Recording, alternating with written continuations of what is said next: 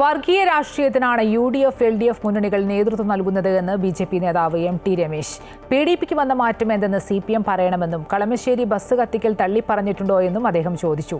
പഹൽഗാം ആക്രമണത്തെ പോലും അപലപിക്കാൻ തയ്യാറാകാത്ത സംഘടനയാണ് ജമാഅത്തെ ഇസ്ലാമി എന്നും MT രമേശ് വ്യക്തമാക്കി. പക്ഷേ രാഷ്ട്രീയ പോരാട്ടം അവസാനിപ്പിച്ച് മതപരമായ പോരാട്ടമാക്കി ഈ നിയമസഭാ ഉപതെരഞ്ഞെടുപ്പിനെ മാറ്റാനാണ്. നിലമ്പൂരിൻ്റെ വികസനത്തെക്കുറിച്ച് ആരോഗ്യകരമായ ഏതെങ്കിലും ഒരു ചർച്ച ഈ തെരഞ്ഞെടുപ്പിൽ ഉയർത്താൻ LDFും UDFും തയ്യാറാകുന്നില്ലല്ലോ. ഗോവിന്ദ മാഷ്ക്ക് പല മാറ്റങ്ങളും വന്നിട്ടുണ്ട്, പക്ഷെ PDPക്ക് എന്തെങ്കിലും മാറ്റം വന്നിട്ടുള്ളോ എന്ന് നമുക്കറിയില്ല. ഇനി PDPക്ക് മാറ്റം വന്നു എന്ന് ഗോവിന്ദ മാഷ്ക്ക് വല്ല ബോധ്യമുണ്ടെങ്കിൽ ആ മാറ്റം എന്താണ് എന്ന് ജനങ്ങളോട് പറയാനുള്ള ബാധ്യത CPM നേതൃത്വത്തിനില്ലേ, ഗോവിന്ദ മാഷ്ക്കില്ലേ?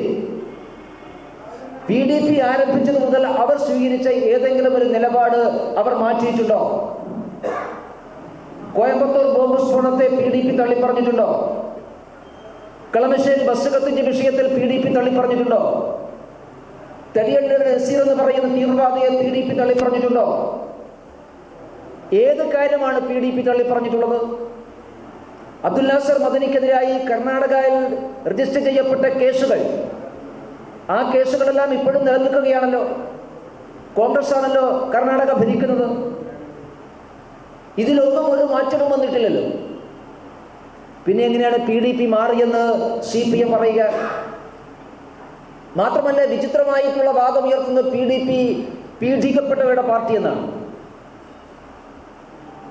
ആ വാദത്തിൻ്റെ അർത്ഥം എന്താണ് എന്ന് എത്ര ആലോചിച്ചിട്ട് മനസ്സിലാക്കുന്നില്ല.